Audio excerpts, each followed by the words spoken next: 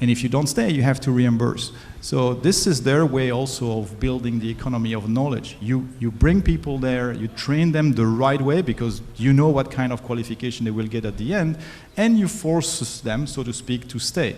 And after having spent 2 years of studies plus 2-3 years experience, you hope that they will stay for good. Excellent. Yeah.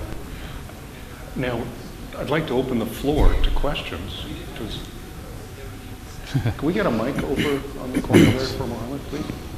Thank you, gentlemen. I just wanted to point out a few things that are happening actually in Qatar, and thanks to, in big part, to ICT Qatar.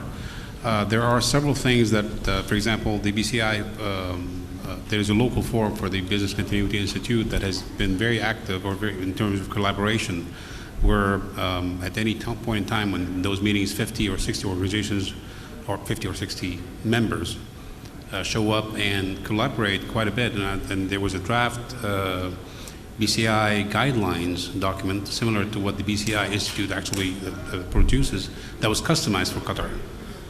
So that was one result of a lot of great collaboration, I think. Another one is that ICT Qatar does have runs an annual national cyber risk exercise. I'm not sure, cyber drill exercise.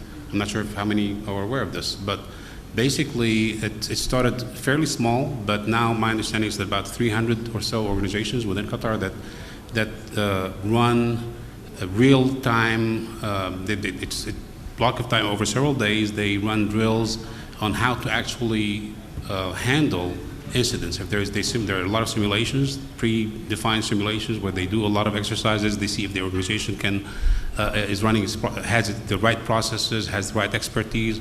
So that's a great opportunity for collaboration as well. That's unfortunately by invitation only. And I think they're focusing now on critical infrastructure, but that's another thing. And also there are several committees. I know the financial sector, energy sector, and there was a more recent one for government sector experts committee, risk experts committee. I believe you're on one of them, Mark. Maybe you can expand on that. So that's another area of collaboration within the government. So a lot of things, the problem is that not many people know about them, or you may know about one, but not the other. It would be great if there was some kind of a portal or some kind of communication mechanism, at least to know what is available. Trevor mentioned earlier the collaboration between the university and Qatar the National Library, for example, on federated identity. How many people are interested in that topic? I'm sure a lot of organizations would be interested in that if they knew that there was somebody doing it at the national level. There's a lot of stuff happening. It's just, it seems like it's in smaller silos, but it's happening. Thank you. Any other questions? Now, Dr. Mark, you brought up an interesting example of let's say, a global success story with respect to Singapore. Is there anything else recently that's happened with respect to, let's say, where government, academia, and businesses have come together and let's say, solve the problem of DCS or ICS systems? So I think the exam that just been given, a national security drill, will run by ICT Qatar, is I think here pretty nice. I had a chance to be attending it last year as an observer, and for those who haven't had a chance to do it, I think it was really well done because it was done at 2 levels. You have in one room, you have all the managers, who typically the people who deal with the processes, but not only people in charge of security, but also PR and communication, and then remotely you had the technical people who were seeing events and they had to communicate. So you had to deal with the problems of communications, which is already an interesting real-world thing. And what I found particularly interesting is that they put they use that event as a networking event, because whenever it's a game. There are attacks happening in some industries, and then they have to do implement mitigation techniques. For instance, maybe Ooredoo will stop providing SMS, right? But then if Ooredoo stops providing SMS functionalities, then the banks who use that for two-hand authentication, then they cannot let their customers go. So part of the game is to make sure that those telco who are doing something first have to warn their counterparts, And because it's all in one room, then they really had a chance to go to the next table and figure out who these people were if they didn't know them already, and to exchange. And to also realize that, in the real world, this is something that would really happen. And of course, again, Qatar is a unique place because you can make this happen with the majority of the key players. Imagine to try to do that in the US. I mean, it would take 2 years just to figure out in which city they would run it, right? So even in one state, it would be impossible. So I think we have a key element here that makes it possible to do unique things in terms of collaboration. Right. And let's say it, we are not very reactive usually. We are kind of slow, and we should try to make sure we address problems that can be addressed slowly, not fast-moving target or the buzz of the day, but something which, once we have put in place the right processes, we can do it for a long time.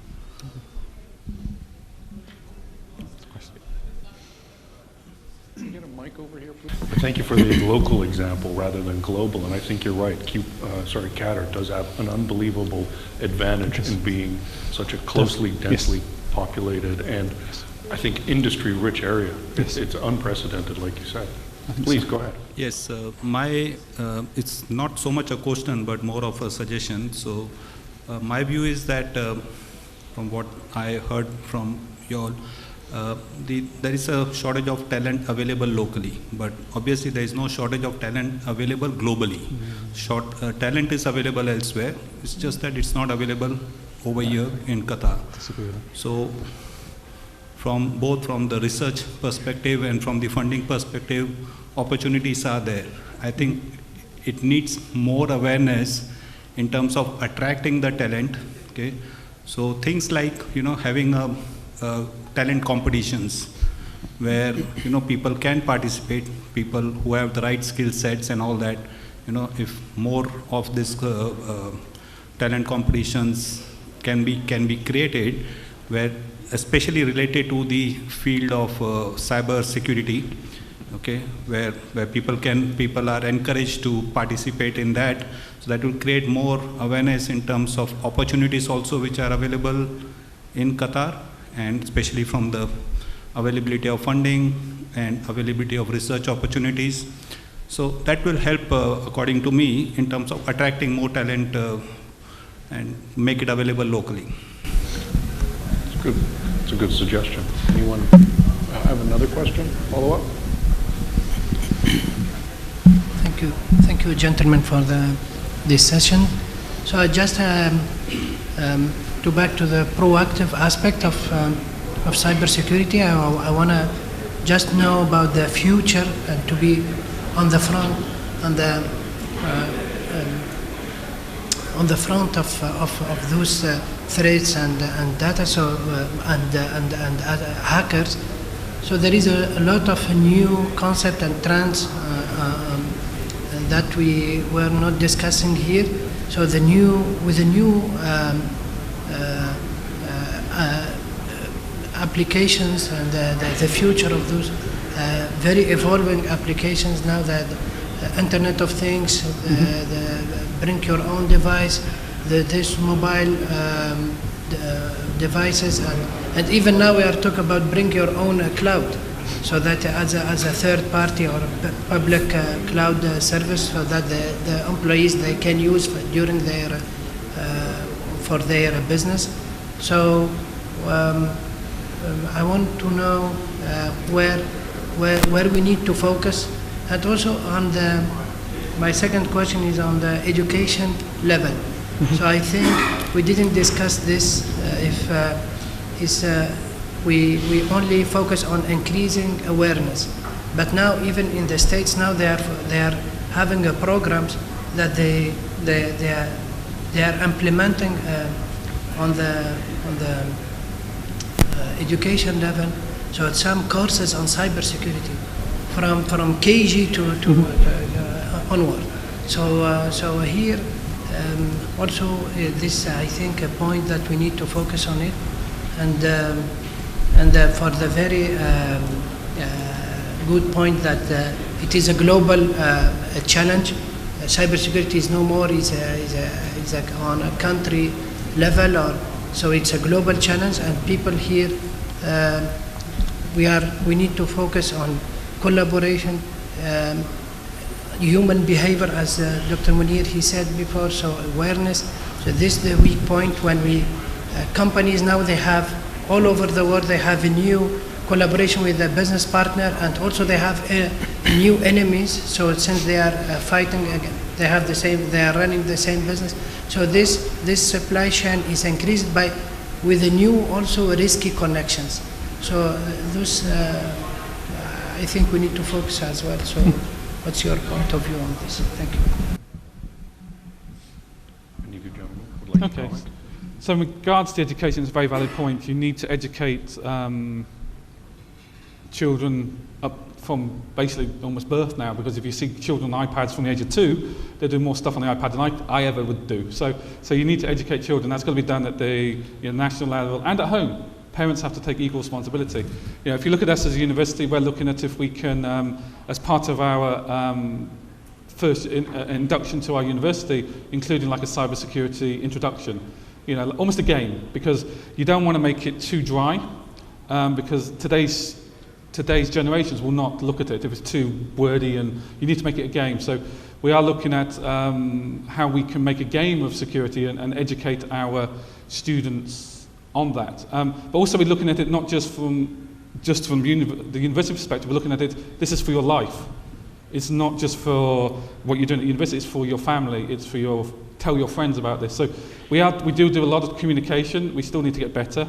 But education is key for everybody, because typically the weakest link in your security is not necessarily the technology, it's that person who clicks on that phishing email and it opens up everything, So that's always difficult to stop. You're not going to stop that 100%, but you have to you have to have systems to mitigate that risk. But again, education is key for any security. The human factor. People make mistakes all the time. You always get that email from Nigeria saying, if you respond back to me, you'll be a millionaire. Somebody must respond. I always find it because they make money. So we still need to never relax on that education point of view. And it has to be done again by parents, by the K1 to 12 schools, higher education, and through life almost. And again, in Qatar, we have as you said, a very good opportunity here, because we're all very linked together. The SEC, the Qatar University, we're all sort of linked together. So you could look at an education way of doing it through the schools. Thank you. So yeah, just to follow up. So there is education is a big topic. There is no silver bullet. So not everybody needs a PhD in computer security, right? No. And the more opportunities there will be in Qatar to educate people in cybersecurity, the better it's going to be. It's not going to be, none of them is going to be competing to each other. I think they will all bring something on the table. Awareness needs to be raised at the primary school, secondary school, high school, definitely. At the other end of the spectrum, I think our CEOs and CTOs should be educated as well. Differently, probably. Hopefully. But yes, this is very important. It has been already mentioned today, regulation bodies should be also kind of educated, or at least made more aware. So I think it's very important. Personally, in terms of, if we look at the various diplomas you can get, for cybersecurity, I'm more in when you think you need people at technical level, you need people at bachelor level. I also think that for cybersecurity, the master level, as it is in Europe, which corresponds to 5 years of studies after high school, but really the last 2 years of the master are really lectures, not so much projects oriented. I think this is also very important. It gives you a chance during the 3 first years to have a very solid foundation in computer science and other technologies. And then the last 2 years you can really focus on cybersecurity, because cybersecurity is very broad. And it's all about the weakest link. So you need to get people who dare to say, I don't know, and who dare to ask the right questions to those who know. It's a mindset before anything else. In order to find the problems, you have to be able to say, what if this happens? And this is people who you need to have a very good background to be self-confident enough to say to someone, I don't know how this works, tell me what happens if this happens. And I think, having a master level in that would definitely be a good thing. I sort of agree, but if you look at the bad guys out there, a lot of them are not trained, they're not educated. They just do it at home for fun. So there's a couple of weeks ago, there's that car hacked where they could do the brakes on and off and that type of stuff. A company hired those 2 kids because they found a hole, they understood the technology. So I think an area you have to look at as well is, can you access those bad guys and turn them into good guys, ethical hackers? There's a whole niche area there that if you can use them, a lot of the American companies, if they get hacked, or they put honeypots out there, that they allow hackers to go in, and if those hackers get in, they go and hire them. So it may be an area that Qatar could sort of think about is, let's open up some honeypots, honey traps, or whatever you want to call them, that allows these kids in Qatar, who are very smart, let them do it. And then let's grab them, educate them, and make them an asset to the country. Just one thing, it's much easier to break than to build securely. Everybody can break a glass of crystal, not many people can make one. In some ways. It's a good observation, yes, absolutely. Yeah, absolutely. So now we even talk about hacker as a service. So this is a new concept, by the way, just to follow up with the point. My question to Dr. Mark is regarding the data sharing. So now we are talking about collaboration. So and you are bringing a new expert, and so that they believe and they think they can make difference, and they have a unique chance here inside Qatar to produce new solutions, and they can contribute really in the cybersecurity field. But how about the policy and regulations here? Are they following? So what is your degree of freedom here as a QCRI? This is my first question. And the second one is about the data sharing. Is one-way path. It's all over the world. So the government, they have access to the data, but in collaboration is always you cannot, or you are not allowed to have some data from the other side.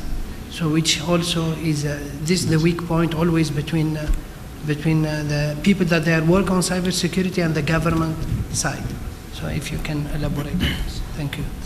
So I'm not an expert on regulation, so I'm afraid I will pass on that question. And frankly speaking, as a researcher, I'm not directly concerned with that as long as I'm not breaking the law. But on the other point, on data sharing, so as I said, I've worked for Symantec Research before. We had tons of data, and it was I wish I would have been able to share it with others, and it was very complicated. So I'm perfectly aware of the sensitivity of sharing data. Also because it's your crown jewelry and there is no reason to share it with you, or because it has business value that you don't want to share with anybody, or because it's privacy invasive or whatever. So my approach to that is that whoever says we are going to build collaboration by sharing real raw data about what's going on in your network, I think this is deemed to fail. My approach to that, and this is what we try to do with the SOC, is that what we try to do is we try to we build systems where you get data from your own network, and then you characterize what is happening in your network. I mean, earlier today, the two panelists were disagreeing on saying, I think there are specific attacks against Qatar and more. Other one was saying, no, not really. And for good reasons. I mean, we don't know. There is no way to measure it today. There is no way to exchange among the various local stakeholders the information they collect. So that's one of the goals we want to do. We want to know if you have 1,000 attacks against your network today, we want to be able to develop techniques that will figure out if those 1,000 attacks are part of the random noise, or if hundreds of them probably are due to the same root cause, same group or whatever. This is not something you can see by looking at the events themselves. You have to look at contextual information. Where are they coming from? Which domain? When were they registered? Which email did they use? Which AS does it belong to? How often does it move? And so on and so forth. And so what you can then do is characterize these 1,000 attacks in groups, and that characterizations of the modus operandi of those who attack you, that is information you can share with others. You can say, you can go to your peers and say, hey, you know, I'm seeing these things which are bizarre and they have these and these characteristics. That doesn't reveal anything about your own network. You don't even have to say if you have or not been compromised, but you just say, this is what I'm seeing. Do you see the same thing? If we manage to do something like that, then suddenly there is a practical way to start building trust, because if you and I are the only ones in this room to observe that, we probably share the same problem. And because of that, we might be ready to start sharing a bit more, right? Step by step. So this is the kind of things we want to do. When we say collaboration, when we say sharing, we want to do sharing in the real world, not assumptions about, oh, it would be so cool if everybody was a nice guy and was giving me all his data, which unfortunately, and you know, we have to say that in research in computer science security, there are so many low-hanging fruits that people can go and grab that you have many researchers in the world doing that. They just solve a little problem, then move to another one, and none of what they do basically help the community, or they try to solve very theoretical problem.